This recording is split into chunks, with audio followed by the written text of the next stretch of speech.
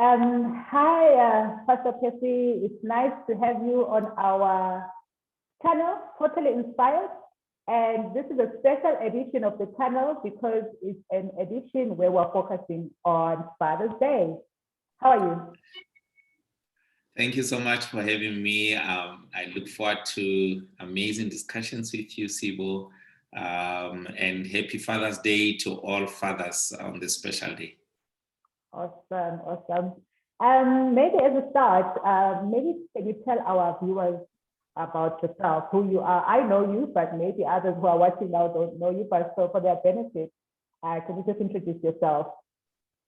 Well, I'm Percy Mongwai. I'm married for 11 years now. We're celebrating our 12th year this year with my wife. My wife is Ayanda, and I've got two beautiful daughters, Moteo and Polosho. I call them Golden Girls. And what else do I share? I've had a privilege to work in HR for the best part of my career. And today I'm an operations director within Hope Restoration Ministries for over 2 years now, an amazing journey. I'm also a pastor under Hope Restoration Ministries. I look after one of the campuses in Roodepoort, the lovely Roodepoort campus. That's what we call it. Great. You know, I love the way you introduce your daughters all the time. When I listen to you, you call them the Golden Girls, but I've never really figured where that endearing name comes from. My wife and I, when we started a discussion around having a family, we believed God for healthy children who will add value in their generation. Mm-hmm. And when we had Moteo, who's our firstborn, she came and she was a yellow bone-ish. And then came Polosho, who has albinism condition. And that's where, honestly, the Golden Girls name came from. One, believing that they must add value in their generation, but also when, because of their pigmentation, in particular Polosho, who's having albinism condition, we call them Golden Girls. And part of it is to also empower Polosho, not to think that it is wrong to be having albinism condition. Absolutely. I think gold on its own is a very powerful term to put on somebody. And when you grow up as a young girl, being called such powerful terms and being likened to such precious stones, I think it sets you up for success, really. And actually, it could take me to my question on why do you think it's important for every girl to have a father figure in her life? I believe all human beings have a longing to be loved.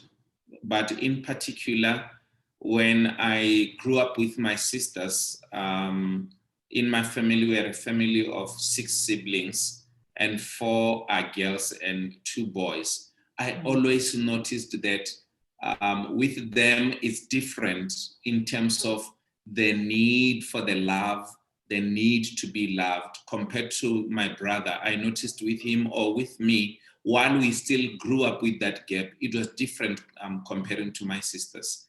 Mm-hmm. And we also live in a world where the absence of fathers also contributes to women going out there thinking they are not good enough, they are not qualified enough, and especially in a male society. I'll give you an example. When I was in primary school, there was a girl, Hope. Hope was a runner. She was good with 100 meters and 200 meters. Went to compete provincially, or regionally, provincially, as well as nationally. Mm-hmm. And her father was a hard worker, running taxis somewhere in Gauteng, and there was no present father figure to nurture that. And we had an amazing teacher, Mr. Mutia, who would look after this girl, who made sure that she competes, she goes out there and supports. Because she had that present father figure, Hope was the best. And I think while her father was working hard to make sure that they've got food on the table, one teacher who was selfless was able to avail himself to take care of Hope's talent, and Hope was amazing. So I believe every girl, for those reasons, having the support, having the affirmations coming from a man in a world that is dominated by men would help a girl child to go out there and face the world. And it actually touches on what I was going to ask you next, to say there are a lot of single families, mother-headed families, let me say. And I was going to ask you, what other male figures in our community can actually take the role of fathers? You've mentioned I would connect to, yeah. I would connect to that answer that I have given to say Teacher Mutia is an example of that father that can be available. And our teachers, our pastors, our leaders within churches, and other community leaders should know that their leadership doesn't end in leading the people they're responsible for, but they also must start being intentional about a life of a girl child around them. It is disgusting to see teachers who are supposed to be role models in those lives, who are supposed to father those children, and taking advantage of them. It is disgusting to see pastors, church leaders who are supposed to be fathers in those lives taking advantage of those young girls and seeing sex objects out of them. That is very disgusting. We are supposed to be leaders in the communities that we live in and be the ones that are helping a girl child. And I think having daughters myself, it has always created that special gap in my heart. When I see a girl child suffering, something kicks on the inside of me. And even when I was in corporate, I always reached out to young girls to make sure that they can succeed, they are set up for success. In those board meetings where we discussed promotions and careers, I always wanted to make sure that a girl child with merit is not left behind. And I like the fact that you have actually been an influencer in your different spaces, corporate, in your community, in your family.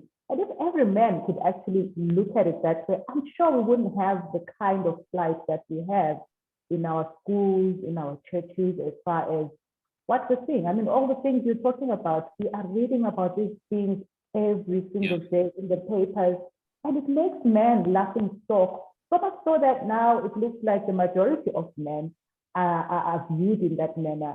And yet there are some men like yourself, some good men, who will fight for the rights of girls. Agree. And I think we can multiply ourselves. The boys who are mentoring, we must also help them to understand their role in the community in terms of helping others. They must understand their role in terms of empowering those around them. So we also do that to multiply ourselves. And I am what I am today because I saw how my other leaders around me, it be my pastor or other leaders that I looked up to, how they valued a life of a woman around them. And they passed that to me. I have a responsibility to pass it to others. And this is a challenge to other fathers out there to say, boys around you, if you are raising boys, teach them how to treat a woman, teach them how to defend women around them. And that will start even with their siblings. If they are not treating their girl siblings well, how they treat other women well out there. So we must start mentoring boys to become good fathers for the future.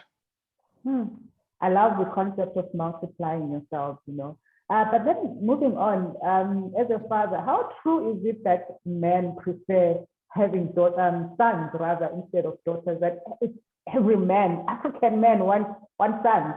Can you just unpack that one for us? Well, this comes a long way. Where as men, we believe that when I work hard, I'm building a legacy. In mind, I'm thinking, how do I pass that legacy? who will carry on the legacy. And normally we say it must stay within the surname, it must stay within the family. And as men, we believe if it's going to be daughters who would then carry the legacy forward, would daughters be able to carry it forward? They're going to be married, and there are fears that they would be married to another boy who's a squanderer, is going to squander my legacy that I've worked hard for, and so forth. It comes from that. And even as we grow up, fathers who were good fathers, we saw that by them being close to their sons. Fathers generally would feel comfortable, especially in a Black culture, will feel more comfortable and relate well with the boy child. They would go to soccer matches with the boy child. And we then grow up with this idea that I want a son. I want to produce somebody who looks exactly like me. And we think that only means having boys. Is it right? Is it wrong? Maybe the rest of the interview will reveal that. After all, we're all made in the image of God. Come on. So, son or daughter. And children are a blessing from God, as we are taught, as Christians. And then maybe for you, as a father of daughters, what has been the most challenging thing? One thing that's been the most challenging about being a father of daughters, and what's been the most rewarding? Maybe one of these. I think the most challenging to be, or the biggest challenge of father and daughters is that I don't know about boys, but because I only fathered daughters so far, but I sense they deserve. No, don't have ideas. Because I could father another adopted child or foster child and so forth. Right? So they want their attention. And I think generally women, they demand their attention, they want their space, and that's how they are wired. And I see it with my wife, I've seen it with my sisters. They deserve their attention, you must give them their attention, undivided attention. And I remember with both of them actually, while they were still very young, we've seen it more prevalent with Polosho, our second born. She would be trying to have conversation with you and you're distracted. She would literally push my face so that I focus on her. Wow. To say, I'm here. And she did this even before she was 1 year old, to say, I want my space, want my attention. While she's trying to do something and you're distracted, she'll literally hold your face and bring your face to attention to say, focus on me. And having to adjust on that was a challenge, to say, girls want their attention, I must give them their attention. And my wife will always remind me when I'm spending more time at work, she'll say, no, on this particular day, I'm blocking this time, you must do a walk with Muteo. On this particular day, I'm blocking this time, take a walk with Polosho. How about the next Saturday, you take Muteo to a movie, take Polosho out for this activity. And that, my wife has helped me because she could notice that I'm somehow struggling with that. What has been the best part of fathering daughters? Daughters are neat. They are amazing. They tidy up after themselves. They are so structured. And that talks to how I do my life and how I'm wired. And that has been a blessing. My daughters, they are easy to parent because they are able to see and think for themselves, to say, this is not supposed to be here, that is not supposed to be there. And that has made parenting so easy. But above all is the love they give. Generally, they would want to sit next to me and cuddle. And that after a busy, hectic day, when you arrive home and you are receiving that as a father, just melts your heart. And as you grow older, I must tell you, you will really, really thank God for having blessed you with daughters. Daughters are also keepers, if I must tell you. In your old age, when you're much older, you will really be taken care of. From what I've seen, I'm just giving a blanket statement. I'm a daughter myself, so I know the amount of love and care that you know I give to my mom. My father is late, but at the time I still had him. Like, I just made sure that he was taken care of. So watch this space. You'll remember this interview. Thank you for that. And then, in your view, what are some of the traditional taboos that you feel must be broken between fathers and daughters? So, like, if you look at history or the way we grew up, there are certain conversations we couldn't have with our dads. There are certain things we couldn't do around our dads. In your view, what are some of those taboos that should fall away, or that you have actually yourself broken in your family? I've started with a lot of things. That is from watching soccer, from playing a FIFA PlayStation, to going to a stadium, to now we are thinking about camping. I believe we must stop sectorizing the fact that girls can do this, boys can do that. Therefore, now I've got daughters, I'm not able to do this with my children.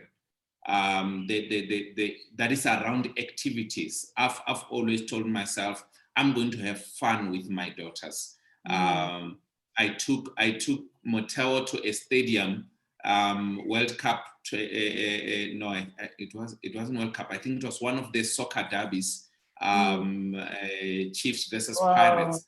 My daughter was only 1 year old. I was carrying her in the carrier, and you can imagine, my wife is like, yeah, but the vuvuzela are gonna blow her ears. And I said, no, I want to go to the stadium with my daughter. We're gonna have fun. And we went, we had fun. And guess what's the biggest question they're asking now during COVID when we are watching soccer? They're like, Daddy, when are we gonna go to the stadium? We missed the stadium. Yeah, so I always say to them, as soon as COVID is over, the first match that's going to be allowed, even if it's not the team we support, we are going to the stadium. Wow. Recently, I introduced them to F1, and they already know the dates. We are having fun. We watch F1 together. Just for your information, Moteo is a Hamilton person, and myself, we are Verstappen person. We support the Red Bull team. So you can imagine the competition when this happens. So the past 2 races, it's been fun for me and Polusho. We do braaiing together. We do cooking together. I believe when we do that, we will give them the confidence to pick the right seat in that boardroom in the future. Absolutely. I love that. And I think the men who are going to marry these girls have a lot of work to do.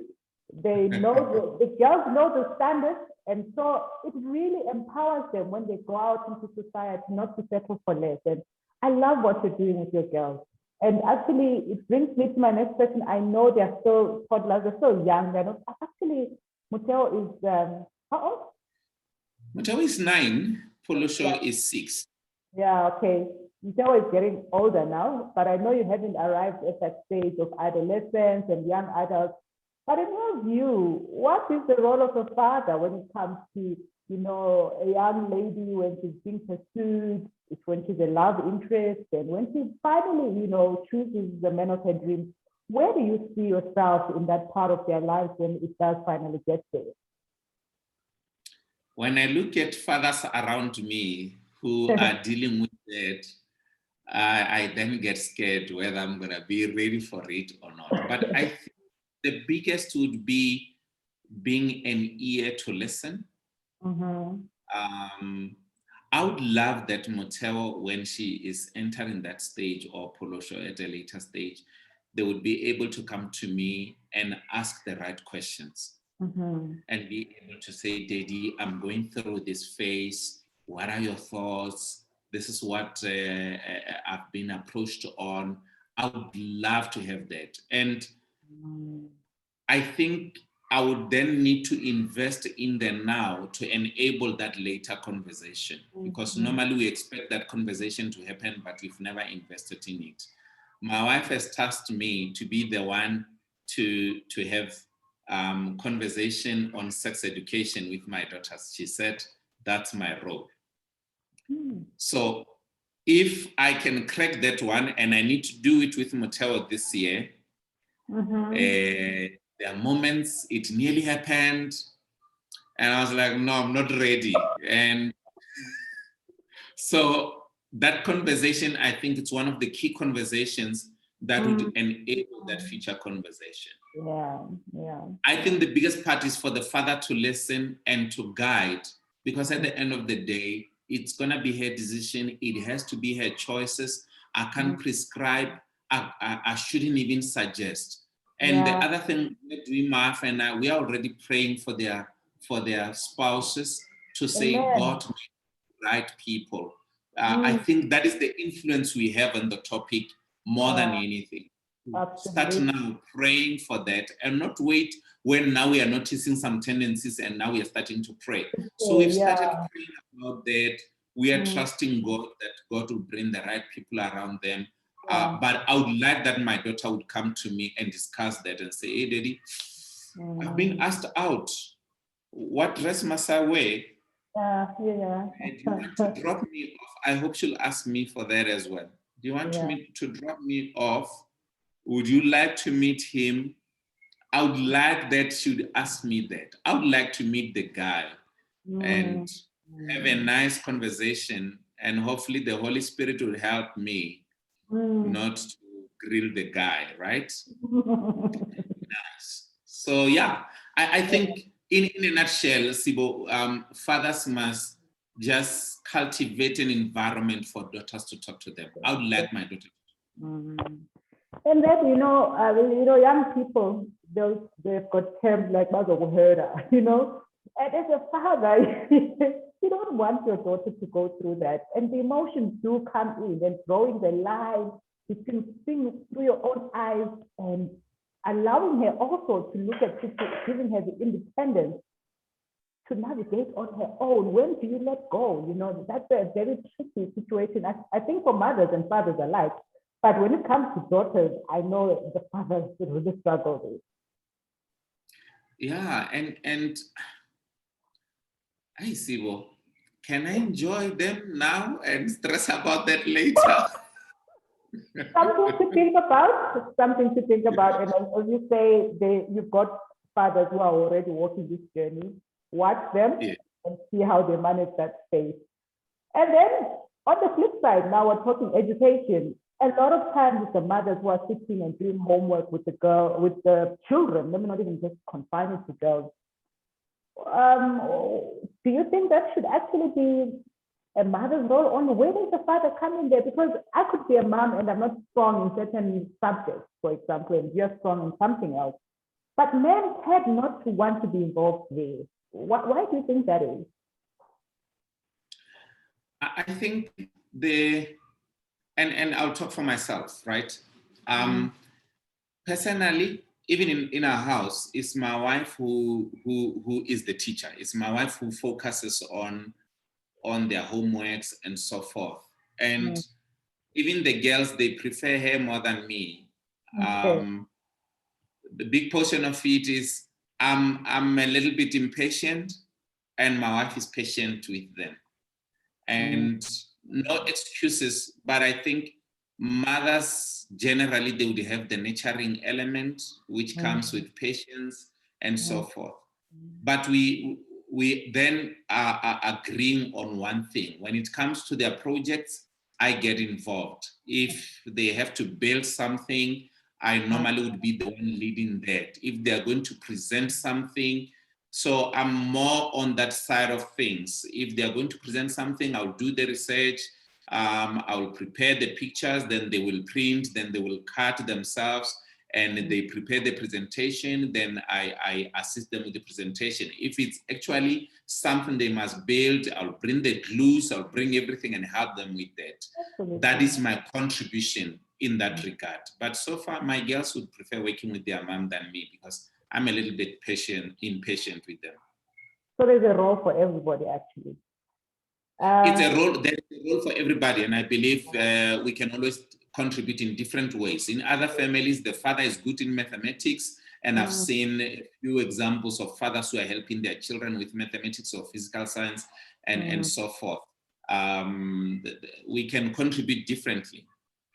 Well, in closing, this has been a nice conversation, but in closing, what word would you like to give, what message would you like to give to a father who has not taken his place as he should have in the life of his children or his daughters in particular? What message would you like to give to them?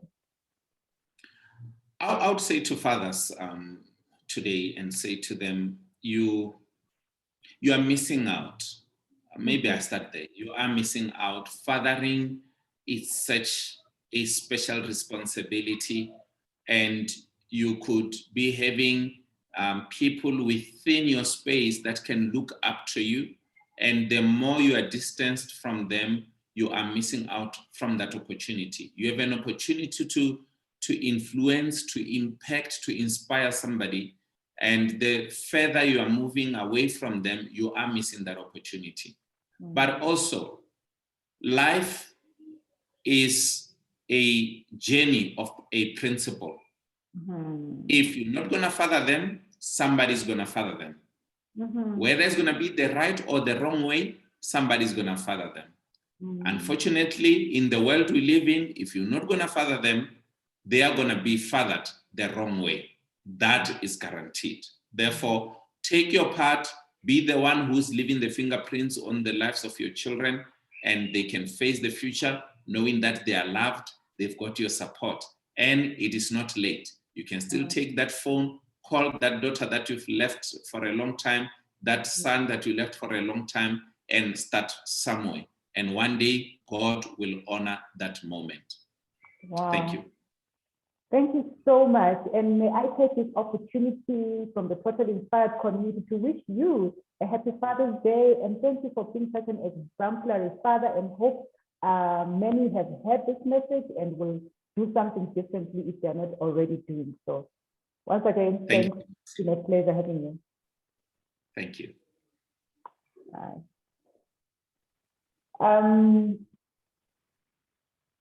Happy?